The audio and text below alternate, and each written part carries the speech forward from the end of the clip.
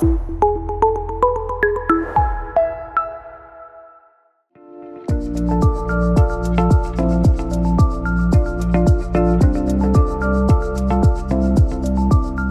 seja muito bem-vindo ao NeuroConnect, o podcast da NeuroWork. Pessoal, hoje a gente tem um assunto, claro, sempre são assuntos interessantes, mas hoje a gente vai debater sobre um assunto importante, que é um diagnóstico, o tratamento, como nós vemos, como nós fazemos o diagnóstico, como nós vemos o diagnóstico hoje em dia. Bom, tradicionalmente, quando a gente vai a um psicólogo, a um psiquiatra, a um neurologista, eles listam uma série de sintomas, fazem uma série de investigações, mas eles usam um DSM, né? São critérios de diagnóstico para dizer se você tem depressão, se você tem transtorno de ansiedade, TDAH, enfim. Mas hoje o mundo está maior, está mais amplo e temos outras possibilidades. E para isso eu chamei aqui Viviane Siqueira, na verdade, Viviane da Silva, né, Viviane? E ela veio virtualmente, né, para a gente conversar justamente sobre isso. Viviane é psicóloga de formação de base, mas ela tem um currículo, gente, que nem eu consigo dizer para vocês, então eu vou pedir para ela, por favor, Viviane, seja muito bem-vinda e se apresente para a gente. Prazer de estar aqui com você. Obrigada pelo convite. Eu sou graduada aqui na Itália, na Unicusano, pela Universidade de Unicusano, em Psicologia Científica. Psicologia Científica, Viviane, conta pra gente o que é isso. Então, é uma dúvida, porque no Brasil a gente não tem essa diferenciação, né?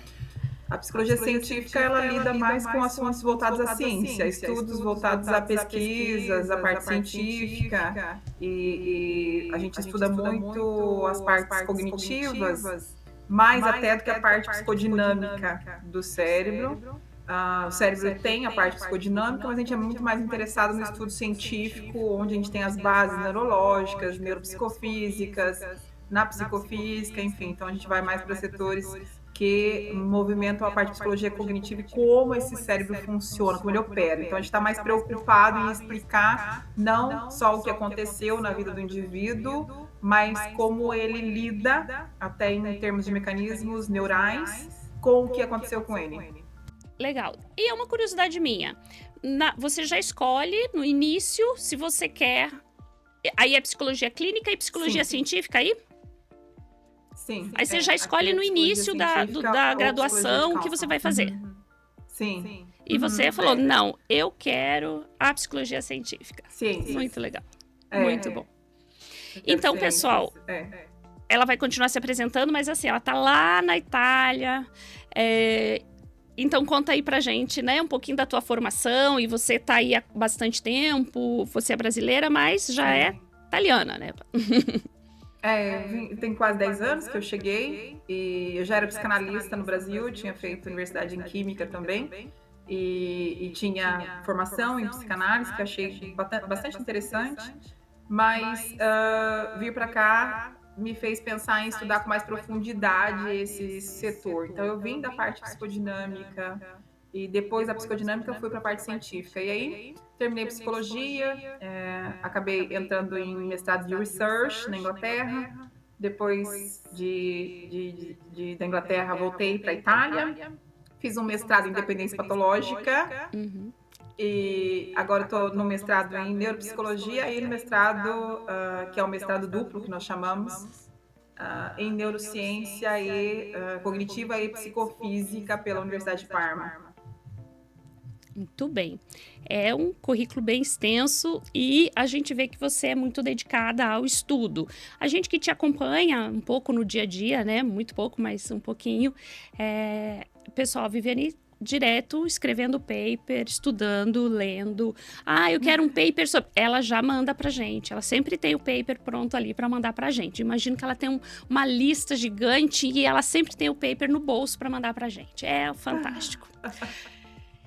E por que a Viviane foi convidada para falar sobre esse assunto? Viviane, você, quando tem que pensar num diagnóstico, você parte do DSM, o que você faz? Conta aí, para você pensar no ser humano, para você pensar numa patologia, como é que funciona?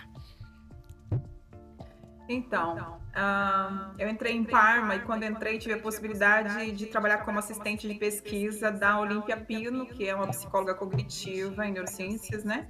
E ela trabalha com aplicação de pesquisas e neurociência reabilitativa para psicologia, né?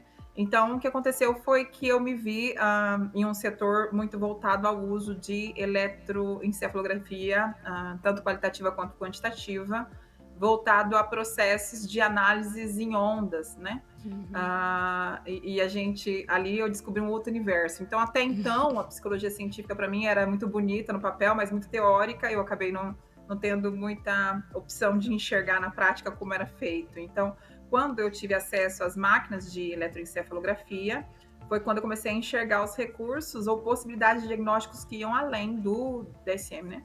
E hoje o DSM ele não caiu por terra, mas com certeza ele é algo que não é funcional por ser categorial, né? Nós temos um documento que categoriza pessoas e hoje a tecnologia, com todo o avanço, né?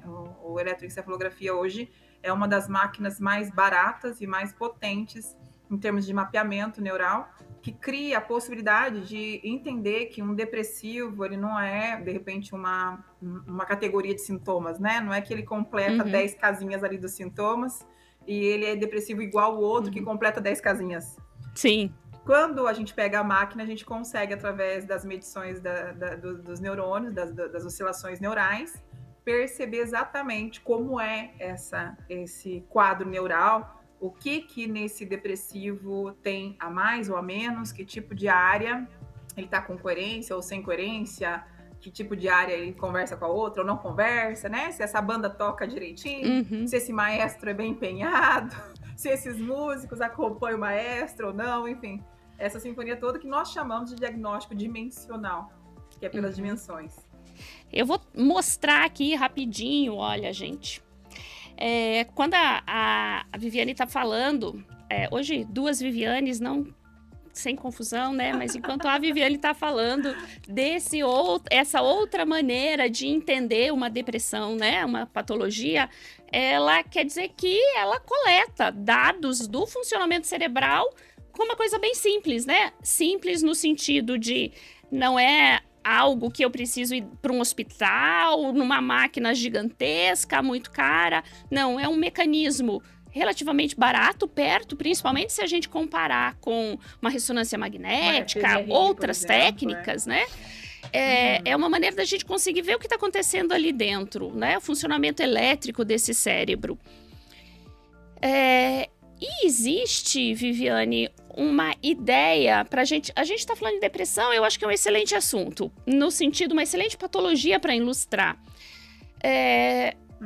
Porque um funcionamento cerebral que traga esses sintomas da depressão, é isso que a gente tá falando? A gente pode dizer que na maior parte das classificações e nos estudos que a gente pega para medir processos depressivos através de oscilações neurais, a gente consegue perceber, existe um processo chamado cross-looping, que é o fechamento neural, onde uma área do corpo caloso, ela fala, uma parte do cérebro fala com a outra, vamos dizer assim. E no caso dos depressivos, essa fala não acontece. É como se o hemisfério não se conversasse, os 2 hemisférios não se falassem, né? Então, isso é comum nos quadros depressivos. O quanto essa parte não fala com a outra, aí é muito relativo. Mas, normalmente, nas medições de ondas de F3 e F4, por exemplo, nas posições do sistema 10-20, a gente pegando F3 e F4, a gente consegue entender a falta de assimetria nessa região, principalmente na questão beta. Porque o cérebro depressivo, normalmente, ele é imaturo. Ele é preso, se a gente for falar da parte psicodinâmica, preso na infância, vamos dizer assim. Mas nas ondas neurais a gente vê que ele tem baixas ondas maduras. Ondas de beta, onda de gama, por exemplo, tem baixas ondas maduras. O que influencia, às vezes, em betas rapidíssimos, que acabam tornando a pessoa extremamente ansiosa, depressão com quadros de ansiedades frequentes. E o que ocorre muitas vezes de não ter coerência nessas ondas, elas falam ao mesmo tempo, então tem muito rumor, que nós chamamos, né? É um cérebro com muito rumor. E isso, através, graças a Deus, a tecnologia atual do KD, por exemplo, a gente consegue pelo S-Loretta, que são os códigos que a gente consegue ver mundialmente, né? O CDI, que é o índice que nós usamos para poder categorizar a questão das dimensões dessa pessoa. se ela está na norma ou está fora da norma. A gente pega pelo Z-Score, né, que é o CDE, que chama-se Clinical Deviation Index, ou a gente usa o processo de voxel, que é a leitura via bolds, vamos dizer assim, a leitura de cores, onde a gente tem um spider map, que nós chamamos, onde tem as cores que mostram para a gente os setores desta pessoa que não falam, não tem movimento, não tem a circulação exata, ou que fogem, escapam da norma, e como esses setores não se falam. Então, a partir daí, a gente consegue gerar dimensões para esta depressão, né? Em que lugar essa depressão está instalada, qual setor do cérebro está falando e qual setor do cérebro não está falando, quanto fala, se fala muito, fala pouco, enfim. E gera dimensões. Porque assim, eu vou exemplificar algumas coisas aqui, até mesmo para a gente ver se é mais ou menos isso, tá bom? Então vamos pensar, eu tenho diagnóstico de depressão, você tem diagnóstico de depressão. Por quê? Porque a gente conseguiu ali no DSM, conseguiu o número de critérios suficientes, ganhamos, temos, né? Preenchemos os critérios. Nós duas temos. Mas a minha depressão, ela se apresenta de uma maneira. Ela impacta na minha vida, ela se mostra na minha vida de uma maneira. E a maneira como essa mesmo diagnóstico que você tem pode se apresentar de outra maneira. Porque na vida real, no dia a dia, a gente vê que existem diferentes pessoas com o mesmo diagnóstico, mas que eles funcionam de maneira diferente, né? Então, aí a gente tá falando que, nesse caso, a gente só consegue dizer Viviane aqui tem depressão, a Viviane ali tem depressão. A Viviane aqui tem mais dificuldade para dormir, a Viviane lá não. Ela, ok. A partir do momento em que eu consigo olhar o que está acontecendo dentro, aqui, através, né, de uma tecnologia relativamente simples, é possível a gente identificar essa diferença entre a minha depressão e a tua depressão, possivelmente. E aí, isso impacta diretamente no tratamento? Na reabilitação, com certeza. Porque imagina o medicamento... que hoje a psicologia ela não está afim só de fazer consulta, ela quer reabilitar, ou deveria ser esse o intuito de qualquer psicólogo, uma reabilitação. Qualquer psiquiatra, qualquer neuro deveria ter como intuito a reabilitação. E para reabilitar, se você errar a dimensão dessa pessoa, quais dimensões ela atinge ou não, você erra nos processos de reabilitação desta pessoa. Porque, inclusive, técnicas terapêuticas, elas são... Terceira geração, por exemplo, tem várias técnicas, elas são atreladas às regiões neurais que têm como função. Então, mesmo para escolher que tipo de terapia uma pessoa deveria usar para sair ou reabilitar essa depressão, tem a ver com quais ondas ali funcionam ou não, o quanto de onda eu tenho ou não tenho em determinadas regiões, né? Então, a gente pode dizer que usar o EEG para fazer esse entendimento é como se a gente estivesse personalizando muito mais tanto o entendimento quanto a reabilitação. Consegue ser mais assertivo em relação ao tratamento, à reabilitação? Com toda certeza. Hoje, as maiores pesquisas os papers que eu gero, as pesquisas que eu faço, são sobre modelos matemáticos de target de precisão. Resumidamente, o que eu faço é cálculos matemáticos de cada cérebro, que a gente mapeia, para poder gerar a precisão maior que a gente pode dentro das reabilitações. Então, hoje o KID, ele não é só um instrumento de diagnóstico, como é um instrumento de reabilitação, como a gente usa para neurofeedback, por exemplo, né? Então, ele não é só para diagnóstico, mas para reabilitação também. E o que acontece é que quando a gente tem imprecisão no target, quando a gente não sabe exatamente qual target que você espera daquele sistema, existe uma probabilidade muito grande da tentativa e erro, que nós chamamos, né? Que são processos onde a gente fica tentando para acertar. Então, por exemplo, drogas, medicamentos, eles são funcionais para depressão? Muito depende da ação desse cérebro, porque se você vai para o médico, ele troca remédio, significa que ele não fez uma leitura correta de como é que funciona aquele cérebro. E hoje, só de fazer um papel não é que você consegue, tem que ser tentativa e erro mesmo se ele não tiver uma máquina que faz uma mapatura, né? Então, se ela não faz um mapa, não tem como você medir isso. Sim. Agora, com a mapatura, você consegue exatamente saber, porque, por exemplo, se a gente falar de onda gama, nós estamos falando de glutamato. Se nós falarmos de dopamina, nós estamos falando de beta. Se a gente fala de serotonina, a gente está falando de alfa. Então, cada onda, se nós estamos falando de teta, nós estamos falando de GABA. Então, cada onda é responsável pela produção de um determinado neurotransmissor, que significa o potencial de ação desse neurônio. Então, quando a gente enxerga na mapatura, no mapa, como esse cérebro funciona e quais ondas ele emite, a gente enxerga também quais déficits ele tem naquela população de neurônios em produções de neurotransmissores, né? E por isso acerta-se melhor o medicamento, inclusive. Uhum. Viviane, se me permite um pouquinho, só quero fazer um parênteses, que é o seguinte. Dopamina, os neurotransmissores, as pessoas escutam. Se elas ligam a televisão hoje, se elas abrem o Instagram, tá lá, tanto para meme ou para informação legal mesmo, tá lá, né? Tem um livro chamado Geração Dopamina, alguma coisa assim. É o que a gente escuta, o que todo mundo escuta. Agora, você tá falando uns nominhos aí diferentes. Delta, teta, alfa, beta, gama, tá? E eu vou resumir de uma maneira muito simples o que é isso, traduzir isso, tá? Veja só, gente, bem rapidinho. O cérebro, ele funciona de forma química e elétrica. Então, quando a gente fala química, a gente tá falando dos neurotransmissores, dopamina, GABA, etc. Quando a gente fala da parte elétrica, a gente tá medindo qual é a velocidade de disparo de grupos de neurônios. Então, eu tenho uns neurônios lá, eles fazem amizade, eles falam, vamos disparar junto. E esses grupos de neurônios, eles podem disparar mais devagar ou mais rápido. Então, quando ela fala em delta, são neurônios que disparam de 2 a 4 Hz, 2 a 4 vezes por segundo, tá? E aí vai teta um pouquinho mais rápido, alfa um pouquinho mais rápido, beta, até chegar no gama. Então, é velocidade de disparo. E cada uma dessas velocidades, como ela tá falando, existe relação com o neurotransmissor e existe relação mais ou menos com uma função. Então, por isso que é possível, né, uma das maneiras da gente entender, porque o EEG, ele mede o elétrico, tá? É isso que o EEG mede, essa parte elétrica do cérebro. E com essa informação de qual é esse funcionamento elétrico e como é que em diferentes regiões, né? No comecinho ela falou F3, F4, ela tá falando mais ou menos dessa região aqui que pega o córtex frontal. Então, como é que o meu córtex frontal tá funcionando? Será que eles estão conversando direitinho ou será que eles não estão conversando?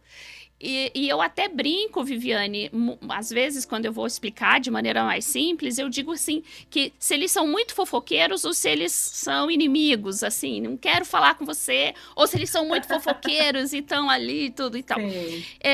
Essa medida dessa comunicação, ela tem que ser adequada, porque se ela é pouco, se ela é muito, ela vai impactar diretamente e, por vezes...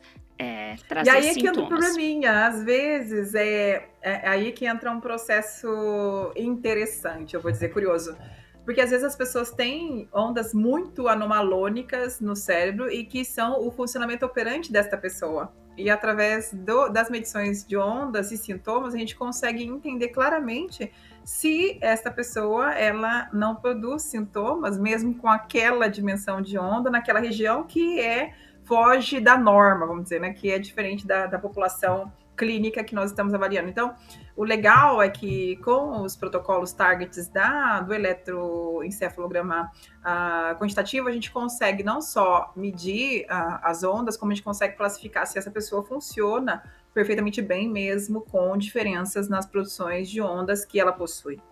Então, eu acho que isso é uma evolução que nós trouxemos para a medicina, que o KJ pôde trazer para a medicina, que auxilia muito no diagnóstico, ao ponto de uma pessoa hoje não precisar tomar medicamento quando a coerência é baixa, quando o processo que ela depende de reabilitação, ele não é tão alto ao ponto de entrar com uma droga, que às vezes, o que acontece? As pessoas às vezes falam assim, Vivi, eu vou tomar um medicamento para ansiedade.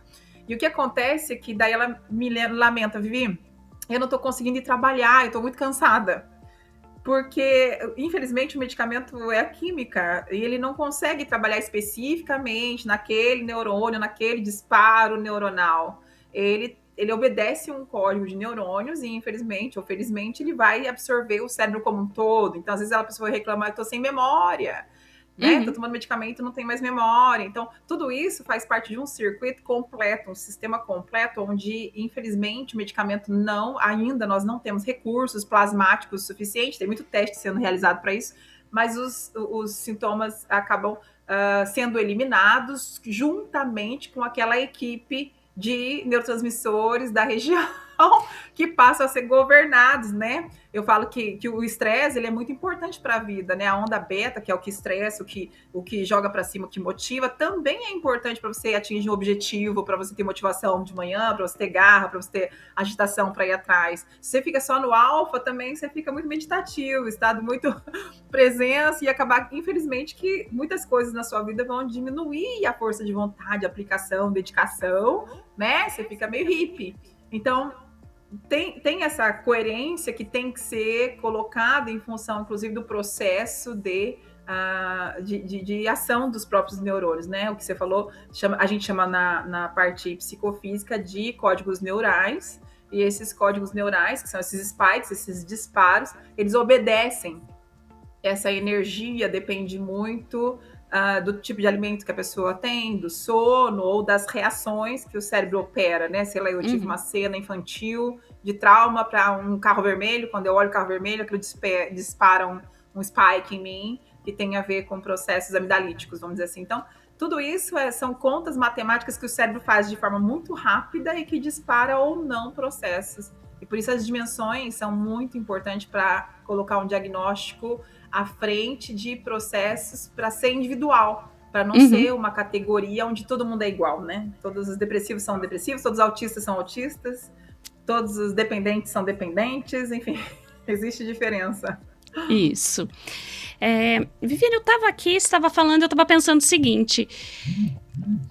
Existe, a gente está falando, você está na Itália, a gente né, tá aqui no Brasil, e talvez passe a ideia de que essa seja uma tecnologia utilizada aí na Itália e não aqui no Brasil.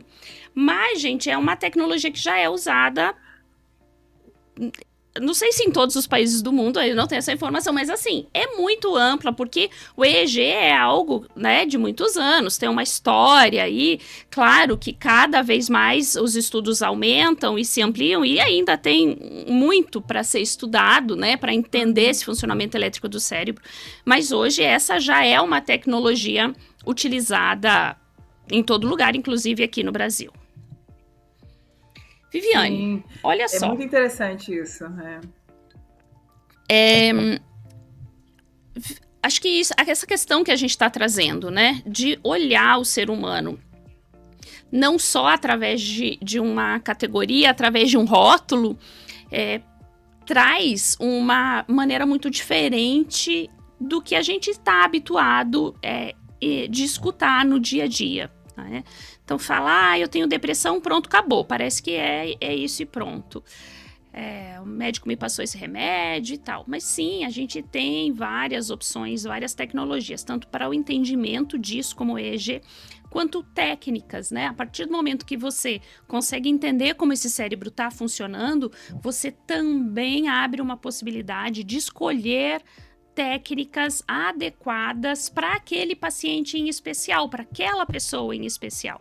E a gente tem uma série de técnicas. Você quer só listar algumas que são acessíveis à população geral, que eu quero dizer assim, não é aquela coisa que, nossa, eu tenho que ir para um outro país. Não, as coisas mais comuns ali que a gente tem acesso no dia a dia.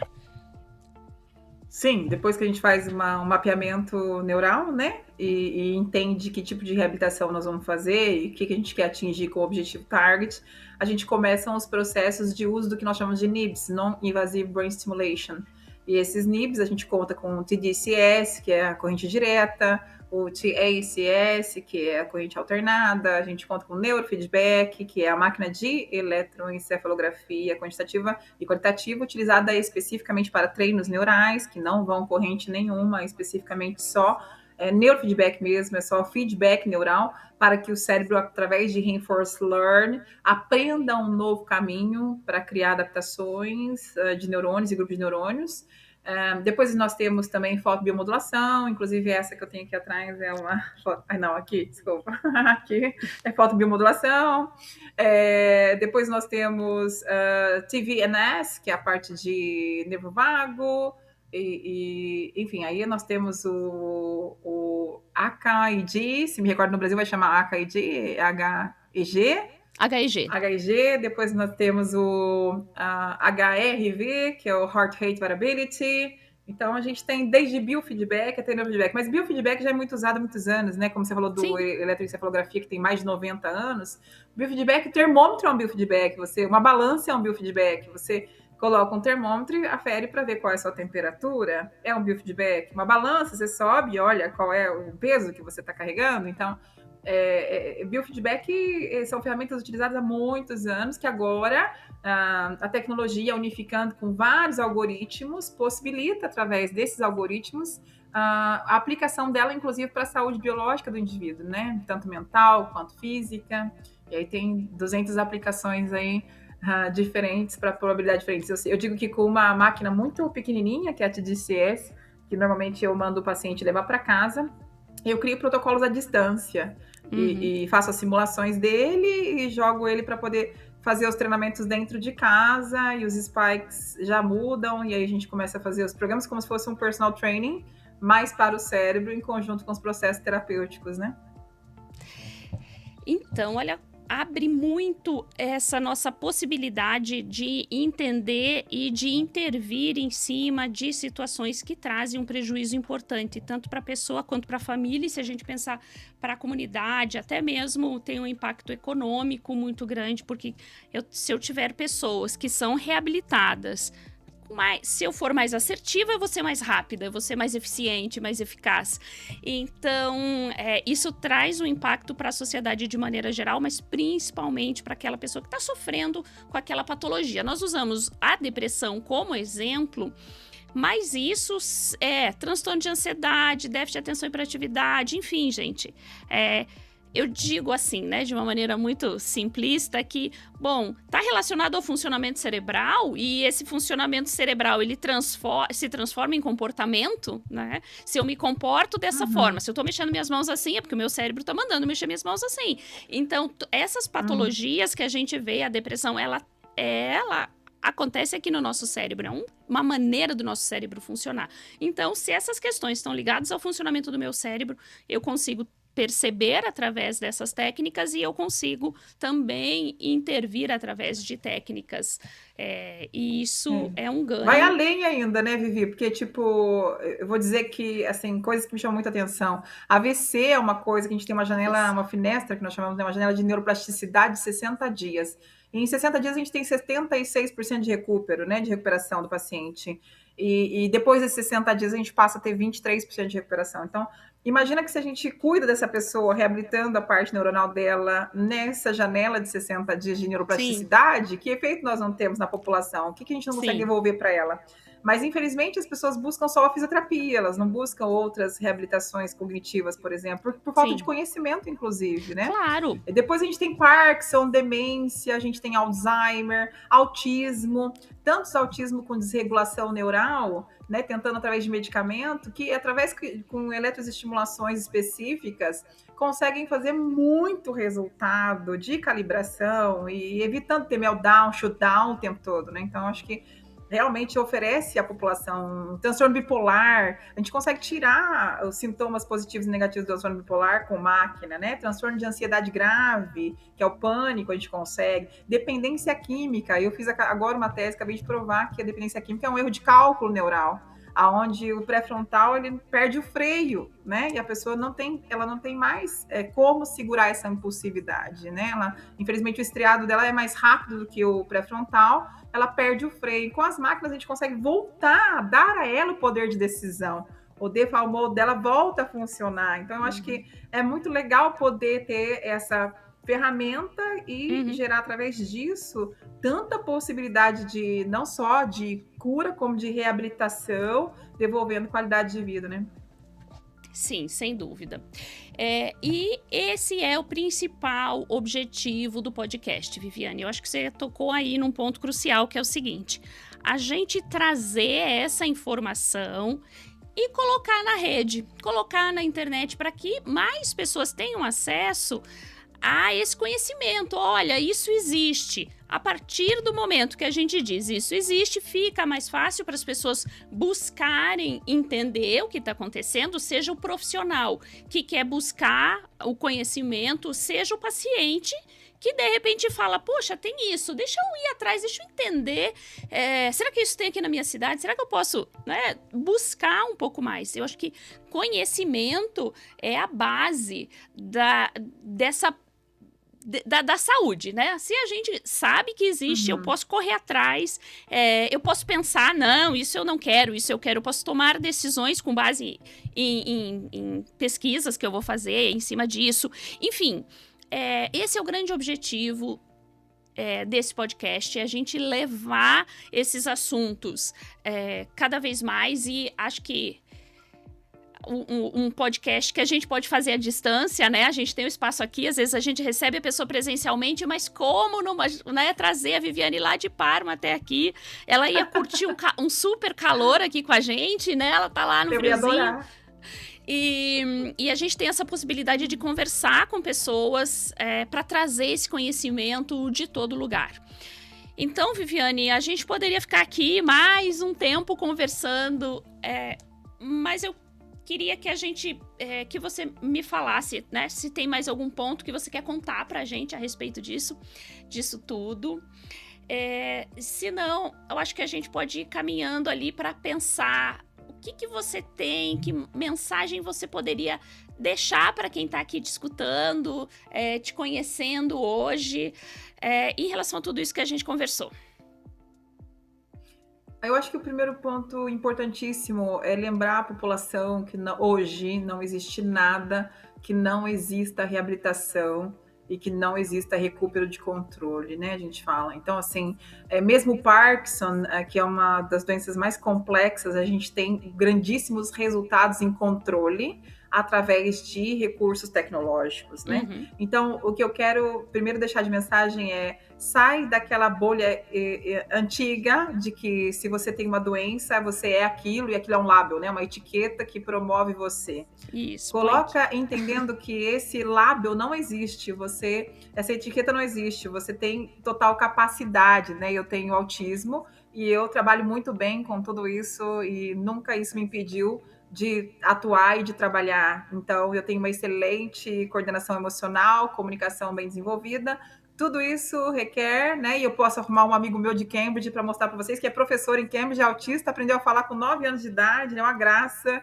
Então, assim, hoje em dia a gente tem ciência por detrás de tudo isso e modelos que explicam muito bem cada funcionamento. Se você descobrir como você funciona, nada detém você. Então, o diagnóstico dimensional está aí para isso, para mostrar Sim. a sua dimensão e colocar você para funcionar da melhor forma possível, né? Isso.